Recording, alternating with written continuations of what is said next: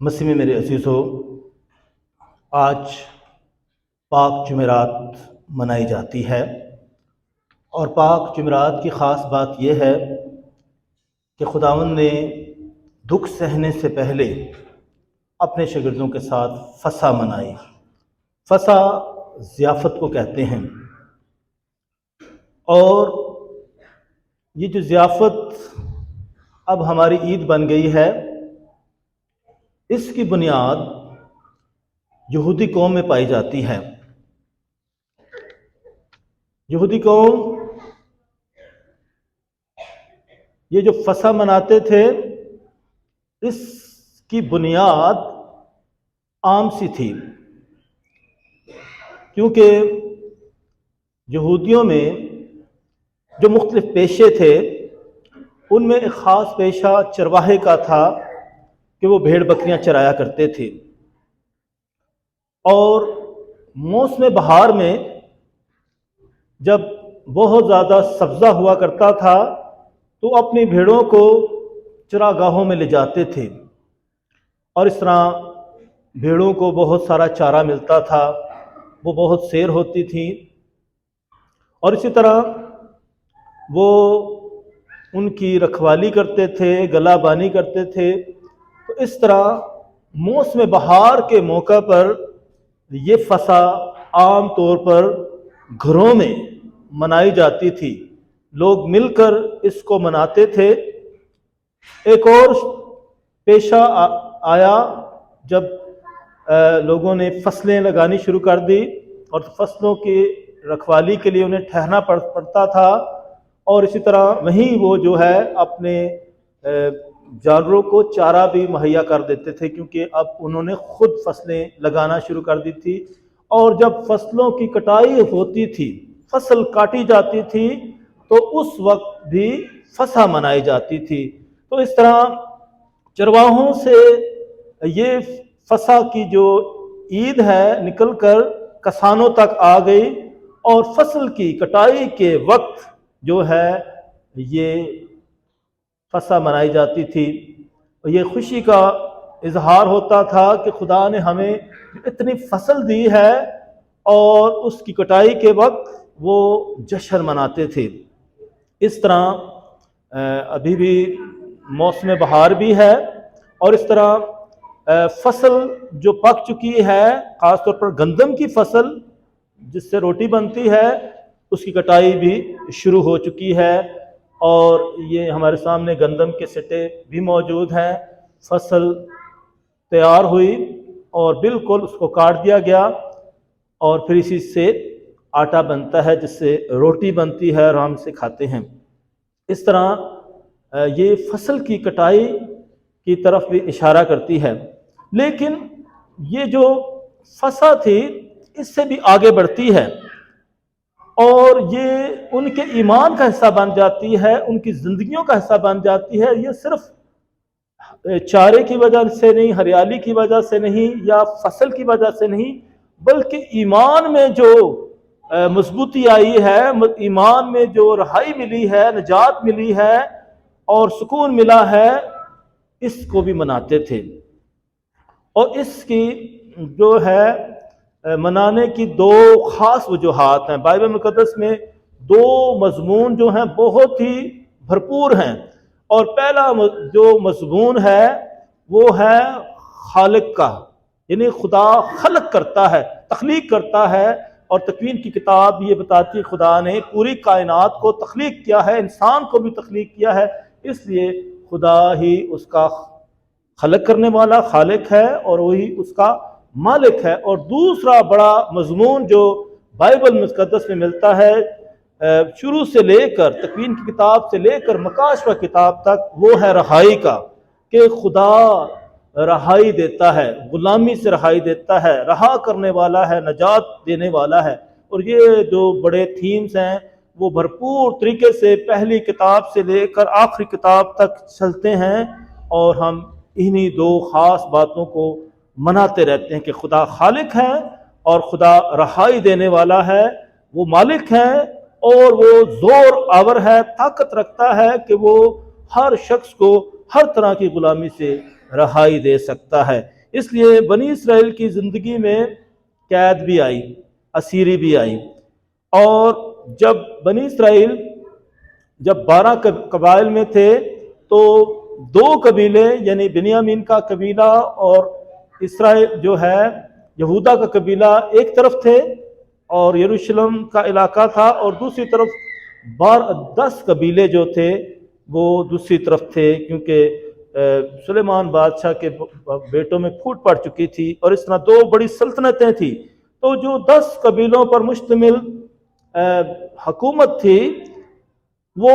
اسیری کا شکار ہوئی۔ اشور جو بہت بڑی سلطنت تھی اس نے جو ہے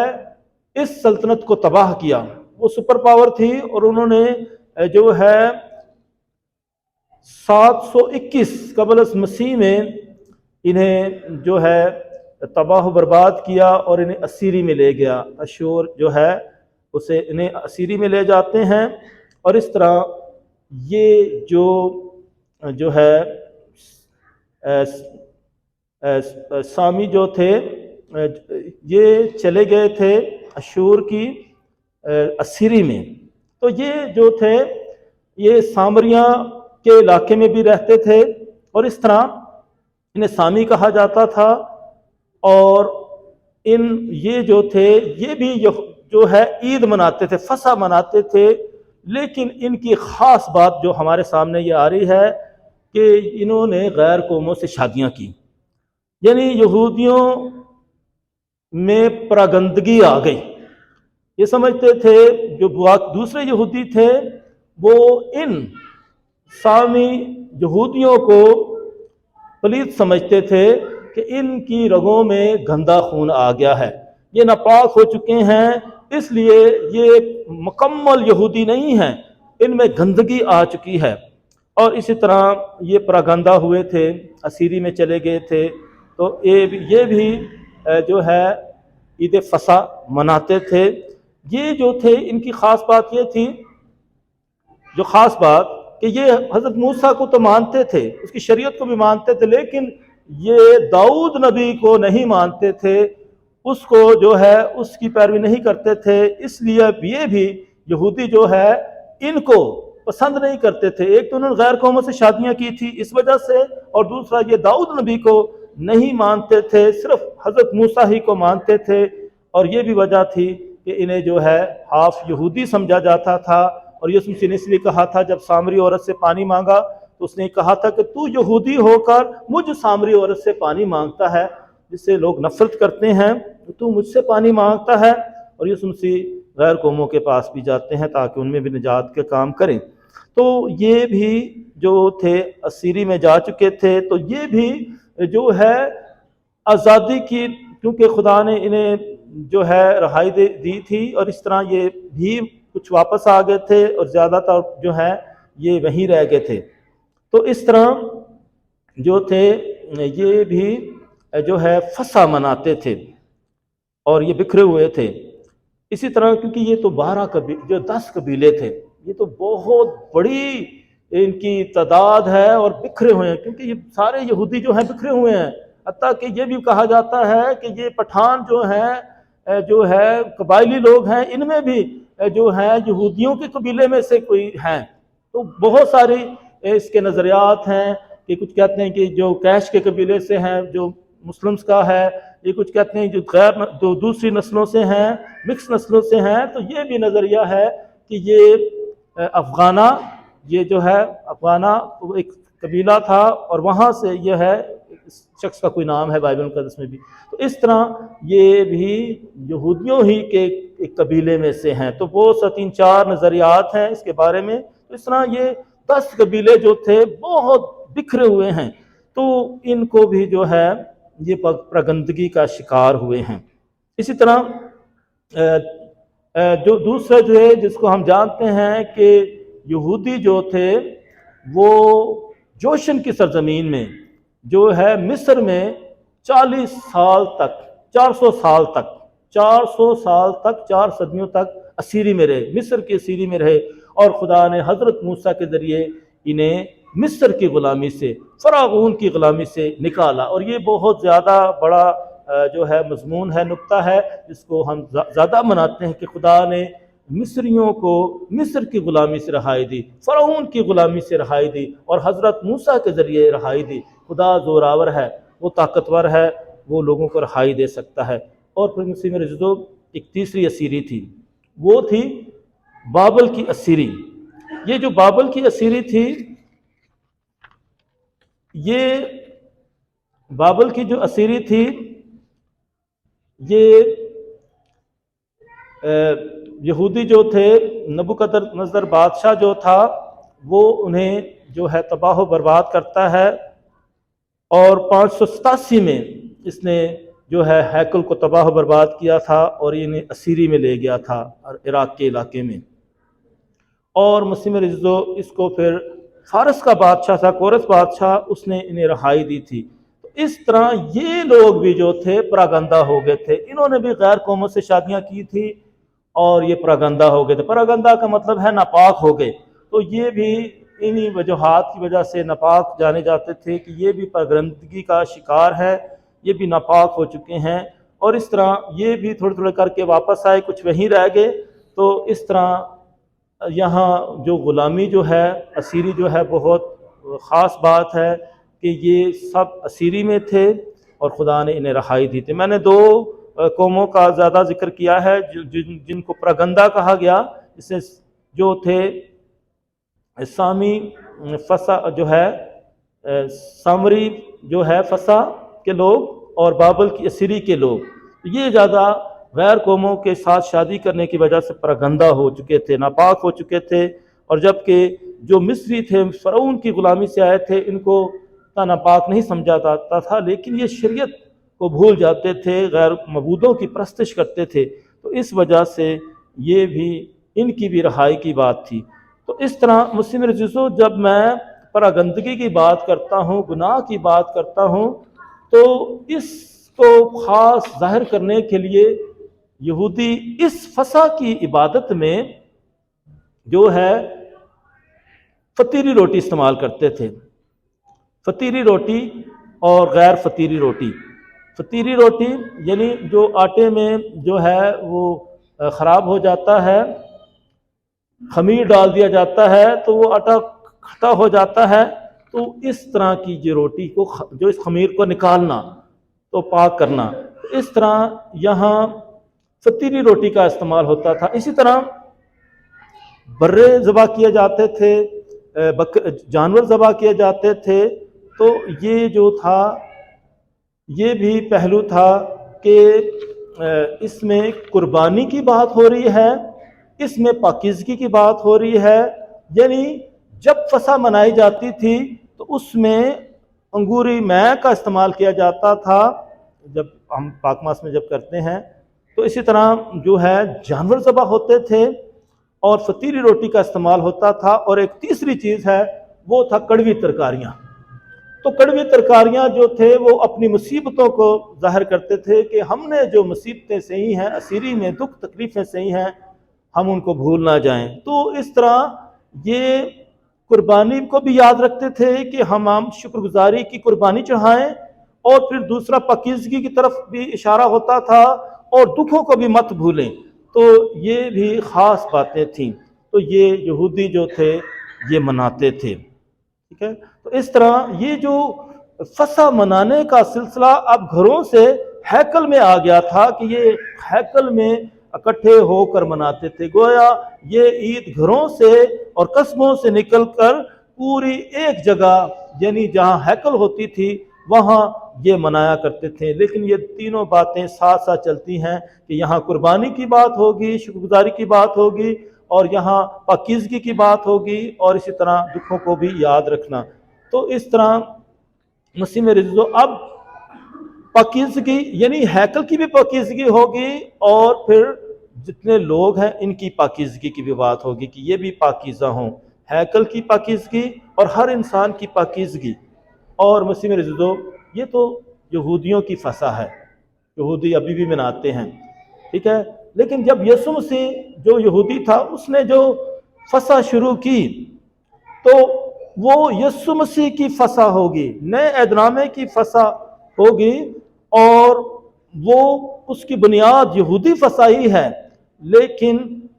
یسوع مسیح اب دوسری رہائی کی بات کرتے ہیں کہ ہم گناہ سے رہائی حاصل کریں، ہم شیطان سے رہائی حاصل کرتے ہیں، اور اس طرح خداوند جو ہے بھرپور طریقے سے اپنے آپ کو قربان کرتے ہیں۔ اب جانور نہیں ذبح ہوتے، بلکہ خداوند یسوع مسیح قربان ہوتے ہیں، اور اس کی اذیت اور موت اس میں شامل ہے، اور یہ ہمارے گناہ ہیں۔ اسی طرح مسیح میں عزیزو، یہودی جو تھے وہ جو فسح مناتے تھے مسیحا کے آنے کی، ہمارے فسح جو ہے اس میں مسیحا آ چکا ہے، ہم مسیح کے ساتھ فسح مناتے ہیں، اور یہودیوں نے مسیح کو قبول ہی نہیں کیا ہے، اس لیے انہوں نے ابھی تک اکیلے ہی فسح منائی ہے، یسوع مسیحا کے ساتھ نہیں۔ اور ہم جو ہے مسیحا کے ساتھ، مسیحی جو ہے مسیحا کے ساتھ فسح مناتے ہیں، اور وہ جب دوبارہ آئے گا تو اور زیادہ اس کے ساتھ جو ہے ضیافت میں شراکت کریں گے۔ اس لیے مسیح میرے عزیزو، اس کا اپنے آپ کو خدا کے منصوبے کے سپرد کرنا، یعنی یسوع مسیح کا اپنے آپ کو اس کے سپرد کرنا، خدا کی مرضی کو پورا کرنا، محبت اور خدمت کا درس دینا ہے اس ضیافت میں۔ تو اس لیے خداوند بھرپور طریقے سے اس فسح میں جو ہے محبت اور خدمت کو ظاہر کرتے ہیں، اور پھر اسی طرح کیونکہ یسوع مسیح کہانت کو بھی مقرر کرتے ہیں، اور اسی طرح محبت کا بھی درس دیتے ہیں، خدمت کا بھی درس دیتے ہیں، پاک شراکت کو مقرر کرتے ہیں۔ اس لیے مسیح میرے عزیزو، یسوع مسیح کی جو فسح ہے اس کی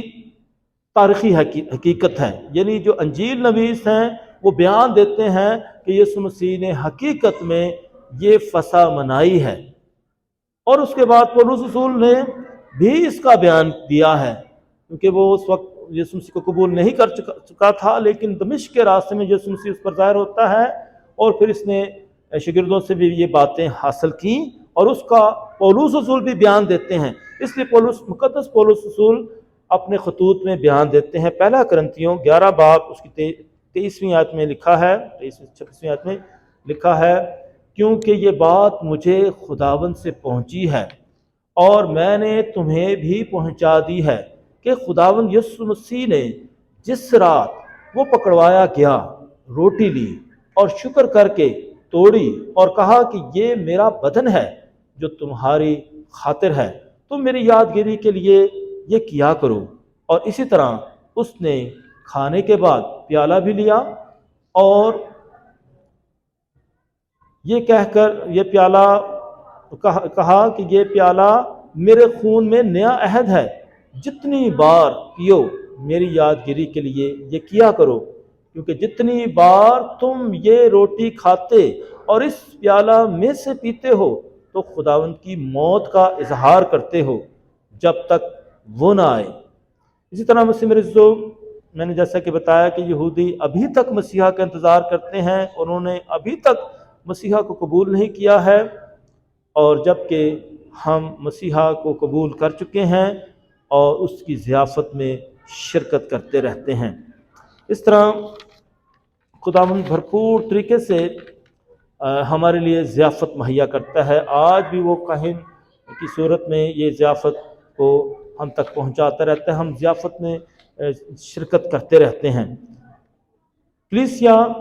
باقاعدگی سے یہ فسح نہ صرف اس خاص موقع پر مناتی ہے بلکہ ہر روز یا جب کبھی پاک ماس ہوتی ہے یہ فسح مناتی رہتی ہے۔ اب یہ صرف مسیح کی فسح نہیں بلکہ ہر مسیحی کی فسح بن گئی ہے، اور پولس رسول فرماتے ہیں، کیا تم نے نہیں جانتے کہ ہم میں سے جتنوں نے مسیح یسوع میں استباق پایا تو موت میں استباق پایا، ہم موت میں استباق پا کر اس کے ساتھ دفن ہوئے، تاکہ جیسے مسیح باپ کے جلال کے وسیلے سے مردوں میں سے زندہ کیا گیا ویسے ہی ہم بھی نئی زندگی میں قدم ماریں، کیونکہ جب ہم نے اس کی موت کی مشابہت سے اس کے ساتھ پیوستہ ہو گئے تو اس کی قیامت کی مشابہت سے بھی اس کے ساتھ پیوستہ ہوں گے۔ چنانچہ ہم جانتے ہیں کہ ہماری پرانی انسانیت اس کے ساتھ اس لیے مصلوب ہوئی کہ گناہ کا بدن نیست ہو جائے، تاکہ آگے کو گناہ کے غلام نہ رہیں، کیونکہ جو مر گیا ہے وہ گناہ سے بری کیا گیا ہے۔ پس اگر ہم مسیح کے ساتھ مر گئے ہیں تو ہمیں یقین ہے کہ ہم مسیح کے ساتھ زندہ بھی رہیں گے، یہ جانتے ہوئے کہ مسیح مردوں میں سے زندہ کیا جا کر پھر مرنے کا نہیں، اور نہ پھر موت کے زیر اختیار ہونے کا ہے، کیونکہ اس کا مرنا قطعاً گناہ کی نسبت مرنا تھا، مگر اس کا جینا خدا کی نسبت جینا ہے۔ اس طرح تم بھی اپنے آپ کو گناہ کی نسبت مردہ مگر خدا کی نسبت مسیح یسوع میں زندہ سمجھو۔ رومیو 6 باب ہے۔ مسیح میرے عزیزو، فصح میں شراکت جو ہے حقیقت میں اس کے دکھوں میں شراکت ہے۔ یہ تمام ایام جو ہیں اس پہ دکھوں میں شراکت کے ایام ہیں۔ ہم یسوع مسیح کے ساتھ کتنا وفادار ہیں، خاص جو پاک جمعرات کی بات ہوتی ہے، کیونکہ یہودا اسخریوتی نے اسے پکڑوا دیا تھا، شاگرد اس کو چھوڑنا شروع کر دیتے ہیں، کیونکہ یسوع مسیح اپنے آپ کو خدا کے منصوبے سے سپرد کرتا ہے، وہ گرفتار ہوتا ہے اور اس پر اذیتیں مصیبتیں آتی ہیں اور شاگرد چھوڑنا شروع کر دیتے ہیں۔ تو یہ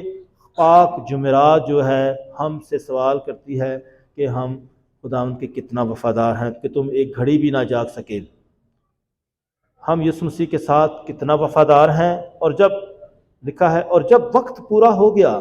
تو وہ رسولوں سمیت کھانا کھانے بیٹھا، اور اس نے ان سے کہا، مجھے بڑی خواہش تھی کہ دکھ سہنے سے پہلے یہ فصح تمہارے ساتھ کھاؤں، کیونکہ میں تم سے کہتا ہوں کہ اسے کبھی نہ کھاؤں گا جب تک وہ خدا کی بادشاہت میں پورا نہ ہو۔ مقدس لوکا کی انجیل اس کا 22واں باب۔ اور اسی طرح ایک اور بیان ہے مقدس متی کی انجیل میں، اور میں تم سے کہتا ہوں کہ تاک کہ اس شیرہ کو بھی نہ پیوں گا اس دن تک کہ تمہارے ساتھ اپنے باپ کی بادشاہی میں نیا نہ پیوں۔ اس طرح مسیح میرے عزیزو، یہ دن ہمارے لیے بہت خاص دن ہے، کیونکہ خدا یسوع مسیح نے استاد ہو کر اپنے شاگردوں کے پاؤں دھوئے، اور اس نے کہا تم بھی ایک دوسرے کے پاؤں دھویا کرو، اور خداوند نے جو ہے اپنے آپ کو خدا کی مرضی کے تابع کر دیا، اس کے منصوبے کے تابع کر دیا، اور وہ پیچھے نہیں ہٹتا ہے اور خدا کے منصوبے کو جو ہے پائے تکمیل تک پہنچاتا ہے۔ آئے ہم بھی اپنے آپ کو ہمیشہ خداوند کے سپرد کرتے رہیں اور اس کے منصوبے کو، اس کی مرضی کو اپنی زندگیوں میں پورا ہونے دیں۔ مسیح ہمارے خدا یسوع مسیح کے وسیلہ سے آمین۔